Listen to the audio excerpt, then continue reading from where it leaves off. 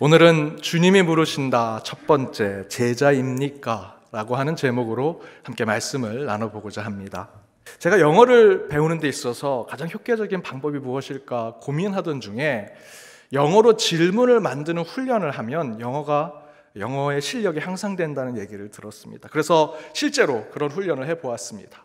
영어로 질문을 만든다고 해서 Do you know 강남 스타일? Do you know 서울? Do you know 김치? 이런 질문을 만드는 게 아니고요. 대화 사이에서 내용을 듣고 앞뒤 그 문맥에 맞게 질문을 만드는 훈련을 계속하는 것입니다. 그렇게 훈련하면 영어가 는다고 해서 이 훈련을 제가 해보았는데 실제로 영어가 향상되는 것을 보았습니다. 물론 영어의 말하기, 듣기, 쓰기 이런 등등의 실력이 갑자기 늘어나는 것은 아니지만 영어로 어떻게 소통해야 하고 어떻게 문화를 이해하는지를 영어로 질문을 만드는 것에서 계속해서 향상을 이루는 것을 보았습니다. 언어학자들이 다른 언어를 배울 때 많은 질문을 만들어내면서 언어 능력이 향상된다고 얘기합니다. 그 대표적인 예가 어린이들이죠. 우리 아이들이 그렇습니다. 아직 글을 배우지 않는 아이들이 뭘 안다고 매우 엉뚱하고 기발한 아주 신기한 질문을 할 때가 있습니다. 그 이유는 그들이 천재라서 그런 것이 아니라 그것이 그들의 성장 단계, 언어를 배우는 단계라는 거죠. 가끔 젊은 가정 신방을 가면 그 젊은 가정 그 성도님들이 제게 귓속말로 이렇게 얘기합니다. 목사님, 우리 자녀가 천재 같아요. 아주 기발한 질문을 저한테 합니다. 이렇게 얘기합니다. 실제로 저도 그랬습니다. 제 자녀들이 어릴 때 학교도 가지 않았는데 엉뚱하고 기발하고 신기한 질문을 할 때가 있습니다. 어떻게 이런 질문을 하지? 내 자녀가 천재인가? 그런데 여러분, 실제로 아이들이 언어 발달을 이루기 위해서는 다양한 질문을 하면서 그 언어 습득이 이루어진다라고 하는 것이죠. 여러분, 천재서가 아니라 그들이 그 언어 발달이 그렇게 질문하면서 이루어진다는 것입니다. 어찌되었든 질문을 하는 것은 어떤 것을 성장하고 발전하고 변화시키는 중요한 계기가 된다고 합니다. 제가 박사 논문 쓸 때 매달 한 번씩 논문 지도 교수님을 만나러 갔습니다. 첫 미팅 때 교수님을 만나러 갈 때 첫 만남이니까 많은 논문에 대한 조언을 해주실 것이라 생각하고 녹음기도 새로 사고 새로운 노트, 새로운 펜도 사서 준비해서 찾아갔습니다. 처음엔 서로 안부를 묻고 서로 이야기 나누면서 살아간 얘기로 웃으면서 얘기하다가 이제 논문 얘기를 시작하려고 하는데 바로 교수님이 이렇게 얘기합니다. Okay, let's talk about your writing. 이제 너의 논문에 대해서 얘기해보자 라고 얘기합니다. 그래서 저는 녹음기를 켰습니다. 이제 나에게 뭔가 얘기를 해주시겠지. 그리고 펜도 들고 노트를 쓰려고 하는데 바로 교수님이 이렇게 얘기하십니다. Okay, question. 자, 이제 논문에 대해서 얘기해볼까? 자, 이제 질문해봐 라는 얘기였습니다. 저는 논문에 대해서 지도 교수님을 만나러 가는데 한국에서는 교수님들이 보통 그렇게 찾아가면 야, 이 책도 보고 저 책도 보고 이 글도 읽어보고 이 사람에 대해서도 연구해봐라. 너 내가 지도하는 대로 따라가면 논문 통과할 수 있어. 이런 얘기를 해주시는 줄 알았는데 한국 교수님처럼. 근데 이 미국 교수님은 그런 얘기는 하나도 하지 않고 바로 논문에 대해서 얘기합시다. 질문하세요 라고 하더라는 것입니다. 저는 전혀 준비가 되지 않아서 정말 1, 2분 동안 꿀먹은 벙어리가 되고 그 자리에 그대로 가만히 앉아 있었습니다. 영어권에서 사신 분들은 아시겠지만 영어로 힘들게 대화하다가 말문이 막혀서 1분, 2분 동안 아무 말도 안 하고 가만히 있으면 그것처럼 지옥인 곳이 없습니다. 막 등에서 땀이 나고 열심히 운동한 사람처럼 얼굴에도 막 땀이 납니다. 너무 긴장이 되고 너무 그것을 참아내기 힘듭니다. 3분쯤 아무 말도 못하고 가만히 있다가 제가 죄송합니다 교수님, 질문을 준비하지 못했습니다 라고 얘기했습니다. 그랬더니 그 교수님이 이렇게 얘기합니다. 논문은 내가 아니라 내가 쓰는 것이다. 나는 너를 도와줄 뿐이지. 내가 논문을 쓰다가 어려운 것이 있으면 질문을 하라고 우리가 이 미팅을 하는 것이라고 그렇게 얘기하십니다. 그래서 그 다음부터는 그 미팅이 있는 날에는 전날부터 그 1시간 그 교수님을 만나는 시간을 위해서 3시간, 4시간 아니 하루 종일 저는 질문을 준비했습니다. 하나의 제대로 된 질문을 하기 위해서 하루 종일 끙끙 앓면서 수십 번 질문을 바꾸고 새로운 질문을 만들어내면서 그 미팅을 준비했습니다. 저는 그때 질문의 중요성을 깨달았습니다. 제가 아주 중요한 질문을 던지고 그 질문에 대해서 교수님이 정말 생각하지 못하는 답변을 하면 한 챕터의 중요한 주제가 되기도 했습니다. 그런데 그 질문을 준비하고 찾아내는 것은 여러분 논문 쓸 때만, 공부할 때만 질문을 찾아내는 것이 아닙니다. 우리 인간의 삶에도 더 나아가서 저와 여러분과 같은 우리 그리스도인의 신앙과 믿음의 삶에 질문을 한다는 것은 너무도 중요하다라는 것이죠. 실제로 성경을 보십시오. 가장 처음에 하나님께서 우리 인간과 대화하실 때, 물론 많은 말씀을 하셨지만 성경에 기록된 하나님의 그 대화에는 하나님이 우리를 창조하신 창조주시죠. 우리는 피조물입니다. 우리와 대화하신다면 명령하실 것이라 생각하는데 그렇지 않습니다. 하나님의 첫 번째 이야기는 질문이었습니다. 창세기 3장 9절입니다. 함께 읽겠습니다. 여호와 하나님이 아담을 부르시매 그에게 이르시되 내가 어디 있느냐? 내가 어디 있느냐? 질문하셨죠. 또한 인간이 최초로 범죄하였을 때 하나님께서 가인에게 말씀하신 것 또한 하나님의 심판자십니다. 다 보고 계시지요. 이놈 너 잘못했구나 라고 하신 것이 아니라 또한 가인에게도 질문하십니다. 창세기 4장 6절에 여호와께서 가인에게 이르시되 내가 분하여 함은 어찌 됨이며 안색이 변함은 어찌 됨이냐? 내가 너희를 지은 하나님이야. 창조주 하나님이야. 내가 너희를 뭘 했는지 다 알 것 같아. 다 안다. 너 살인했지. 너 잘못했지. 너 심판받아야겠다. 이렇게 일방적이고 단회적으로 말씀하지 않으셨다라는 것이죠. 이미 다 아셨을 것이고요. 우리보다 먼저 계획하고 준비하셨을 텐데 하나님은요, 명령하거나 꾸중하는 것으로 우리와 대화하신 것이 아니라 질문하셨다는 겁니다. 이 태초의 질문은 지금도 하나님을 통해 저와 여러분의 다양한 삶의 현장 속에서 계속해서 던져지고 있다고 저는 생각합니다. 내가 어디 있느냐?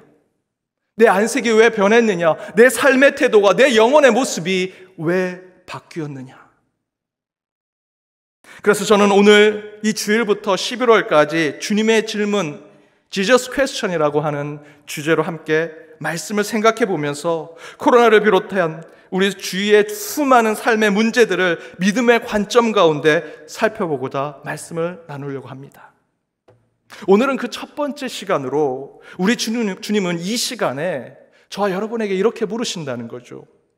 너는 지금 나의 진정한 제자이냐? 너는 지금 나의 진정한 제자인가? 라는 물음을 묻고 계신다는 것입니다. 오늘 요한복음 복음 36절에 베드로는 예수님께 질문합니다. 주여 어디로 가십니까? 쿼바더스, 저희들 잘 알고 있는 표현이죠. 주님 어디 가십니까? 베드로가 묻습니다. 그러자 예수님이 답합니다. 내가 가는 곳에 내가 지금은 따라올 수 없으나 후에는 따라오게 될 것이다. 그러자 37절에 보면 베드로가 예수님 왜 못 따라갑니까? 저는 지금이라도 갈 수 있습니다. 아니 지금이라도 저는 목숨을 내놓고 죽을 수 있습니다 라고 얘기하죠. 그렇게 의욕만 앞서는 베드로에게 예수님께서 질문을 던지십니다. 38절 함께 읽어보겠습니다. 예수께서 대답하시되 내가 나를 위하여 내 목숨을 버리겠느냐? 내가 진실로 진실로 내게 이르노니 닭 울기 전에 내가 3번 나를 부인하리라. 여러분 여기 38절 앞부분에서 예수님께서 그래 내가 나를 위해 목숨을 버리겠느냐? 라고 물으신 것은 정말 나를 위해 생명을 걸겠느냐라고 그렇게 질문하신 것이 아니라 지금 너의 모습을 보니 넌 그럴 수 없겠구나 라고 하는 반어법적인 물음입니다. 그래서 바로 그 다음에 뭐라고 말씀하십니까? 내가 너를 보니 너가 나를 위해 목숨을 건다고?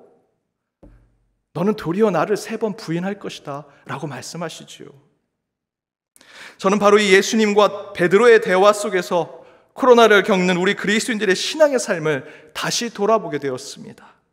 코로나가 터졌습니다.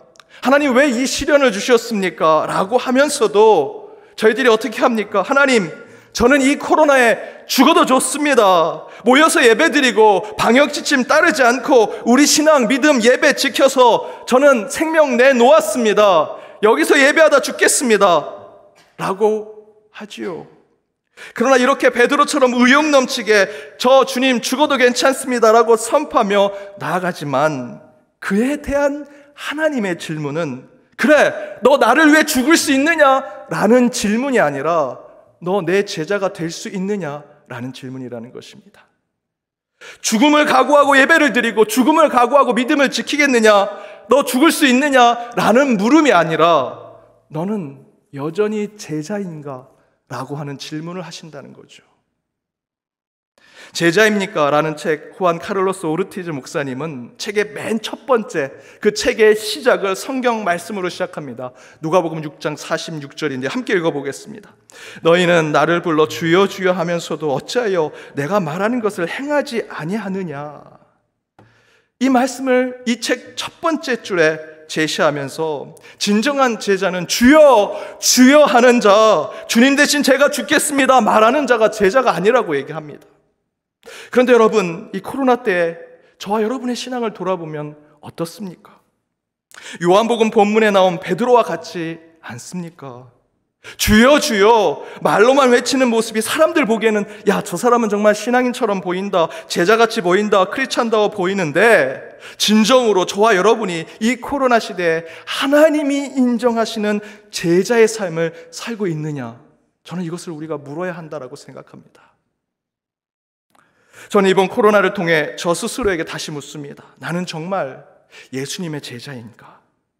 그 물음은 제 마음속의 질문이었지만 깊이 묵상해 보니 제 안에 계신 성령님께서 예수를 통해 질문하는 것입니다. 주영아, 너는 진정으로 나의 제자로 살았느냐? 주영아, 너는 진정으로 나의 제자로 살았느냐? 그런데 이 오르티즈 목사님은 이 제자입니까? 라는 책에서 이런 표현도 하십니다. 너는 조금도 잘하지 않고 있다. 잘하는 것이 아니라 살만 쪄가는 것이다. 코로나 이전까지 우리는 크리스찬이요, 주의 백성이요, 예수님의 제자라고 생각했지요. 그러나 지금 코로나를 통해 신앙을 돌아보니 주의 복음, 주의 말씀으로 자라고 성장했다고 생각했는데 그것이 아니라 살만 디룩디룩 주는 영적 비만에 빠진 모습이 우리 한국교회와 우리 크리스찬의 모습이 아닌가 생각을 해봅니다. 코로나 이전에 얼마나 여러분 성경 공부 많이 하셨습니까? 수많은 목사님들의 설교 곳곳에 찾아서 다 듣고 더 많이 들으셨죠. 신앙 관련된 책 나오면 서로 경쟁하듯 그 책을 탐독하려고 했습니다. 더 좋은 예배가 있다, 더 은혜로운 찬양 집회가 있다면 곳곳을 찾아갔습니다. 그런데 그것이 우리를 성숙하게 하는 제자의 삶을 이끌었느냐라는 것입니다. 혹시 그것들이 영적 과식을 하게 해서 성장이 아니라 비만으로 이끌어 코로나 때문에 어쩔 수 없이 영적 단식, 영적 금식을 해야 하는 상황이 오니 여러분 생각해 보십시오. 이 코로나 상황에 여러분 신앙적으로, 믿음적으로, 영적으로 어쩔 수 없이 단식하고 금식하게 되지 않았습니까? 예배도 못 드리고 성전에서 기도도 하지 못하고 성전에 우리 함께 모여서 교제도 하지 못하는 어쩔 수 없는 영적 단식, 영적 금식을 하는 상황이 오니 많은 교회들, 많은 그리스도인들이 그 영적 단식과 금식 가운데 영성이 충만해지는 것이 아니라 도리어 금단 현상이 일어나더라는 것입니다. 그 현상 때문에 여러분 교회가 불신을 받는 거 아닙니까?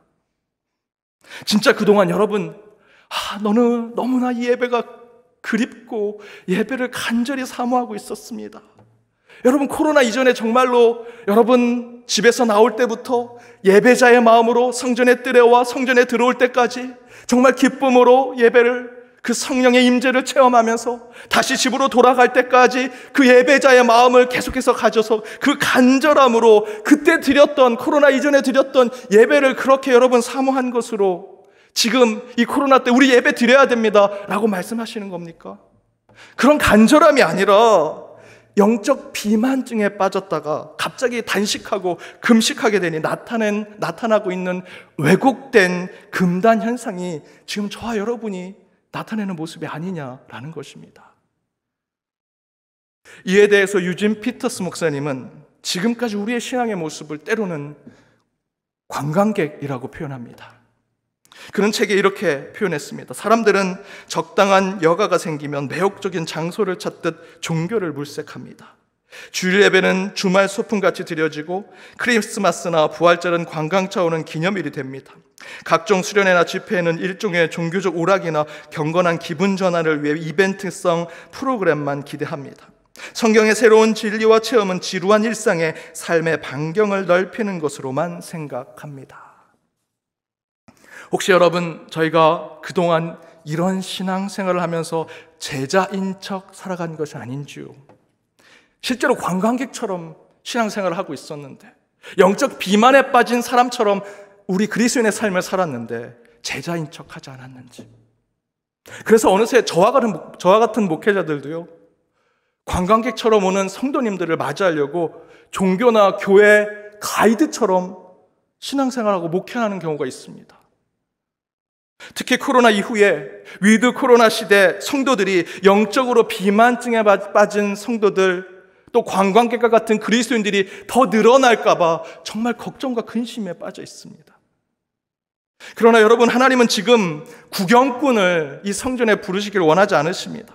그동안 구경꾼, 관광객, 종교인이 가득한 교회였다면 이제 하나님은 참된 제자를 부르기를 원하시고, 이제 코로나로 알곡과 가라지가 갈라지게 되면 그리스도인들 가운데 진정으로 예수님께 목숨을 걸고 나아갈 제자를 세우길 원하신다라는 것입니다.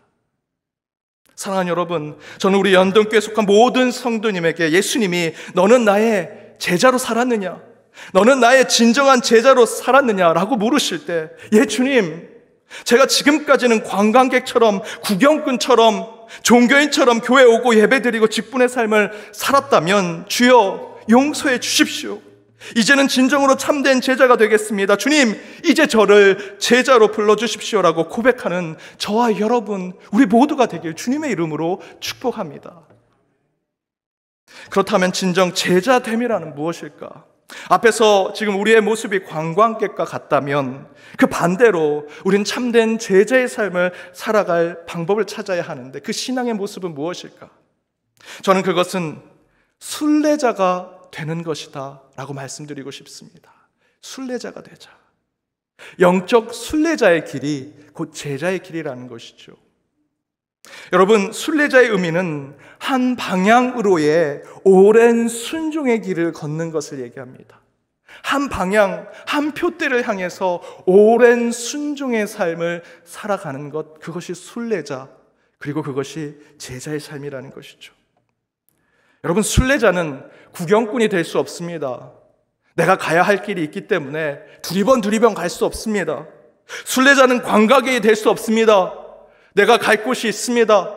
그런데 옆에 유명한 박물관이 있다고, 유명한 역사의 건물이 있다고 그곳에 들렸다 관광객처럼 왔다 갔다 하면서 가는 길이 순례자의 길이 아닙니다.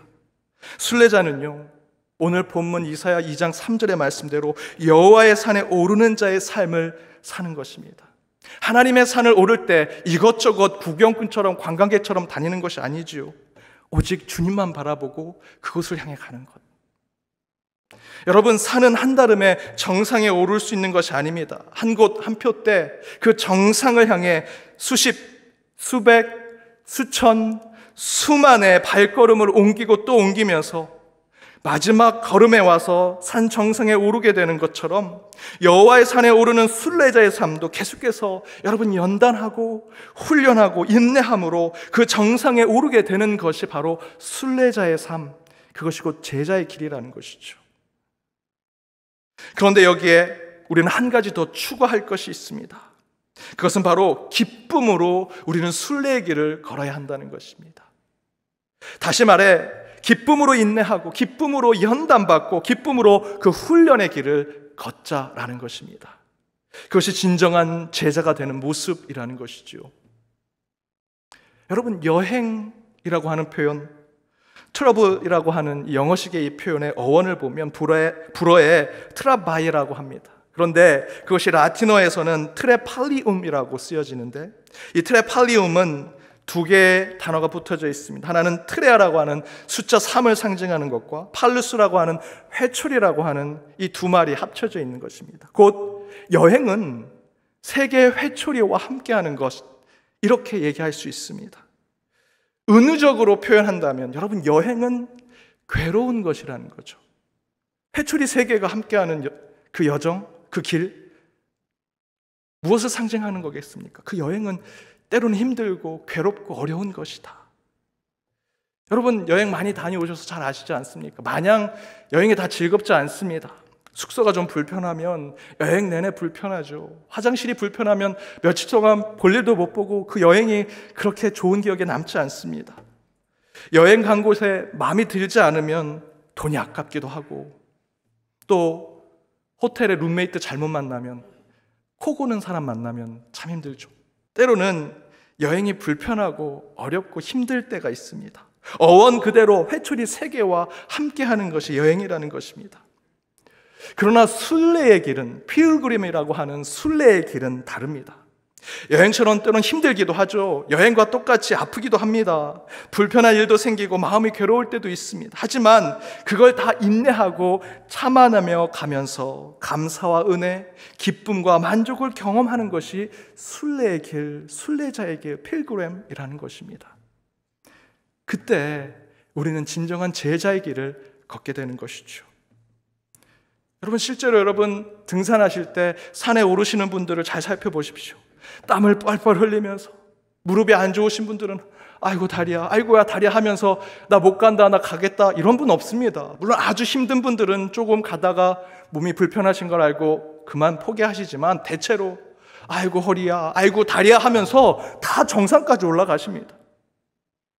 정상 앞에 가파른 길에 오르신 분들을 보면 인상을 찌푸립니다. 땀에 온 옷이 다 젖었습니다. 다리를 벌벌벌 떨면서도 한 걸음 한 걸음 그 산을 올라 정상에 올라갑니다.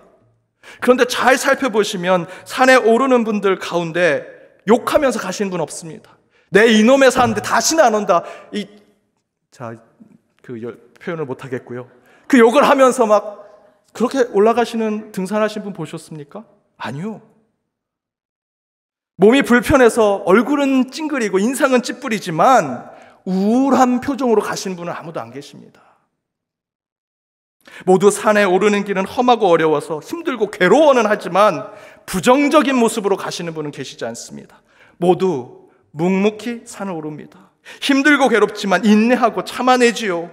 그리고 정말 중요한 것은 그 마음속에 무엇이 있습니까? 곧 정상에 올라가면 내 그곳에서 크게 웃고 함성을 지르며 기뻐하리라 라고 하는 기대와 소망을 가지고 그 힘든 한 걸음 한 걸음을 가지고 산에 올라가는 것입니다. 바로 그것이 진정한 순례자의 길이요, 우리 제자의 삶이라는 것입니다. 정말 중요한 것이 무엇인지 알아서 그 가운데 내 손에 쥐어진 것은 없지만 또한 세상 살아갈 때 때로는 인상을 찌푸리고 고통 가운데 살아가고 아픔이 계속해서 나를 둘러싸고 있지만 그럼에도 불구하고 저 너머 정상 위에 주님이 우리를 기다리신다라는 생각 가운데 늘 기쁨과 웃음과 감사와 노래를 잊지 않고 살아가는 삶, 여러분, 이것이 진정 제자의 삶 아니겠습니까? 하나님은 지금도 물으십니다. 너는 나의 제자인가? 물론 우리의 삶을 돌아보면 인상을 찌푸리고 마음이 불편하며 고통스러운 일만 있는 것 같지만 저와 여러분이 주님의 참 제자로 서고자 한다면 땀을 뻘뻘 흘리고 아픈 다리를 부여잡고서라도 산 정상에 오르겠다는 그 순례자의 마음을 품고 살아갈 때 하나님은 저와 여러분을 제자로 다시 부르시리라 믿습니다. 반드시 우리는 그 주님이 말씀하신 상 정상에 올라가는 순례자가 되어야 합니다. 그리하여 주님께서 저와 여러분을 세상을 역류하는 제자로 부르실 것입니다. 그런 제자의 삶을 살고자 오직 주를 향한 순종의 삶을 사는 저와 여러분 한 주의 삶이 되기를 주님의 이름으로 축복합니다.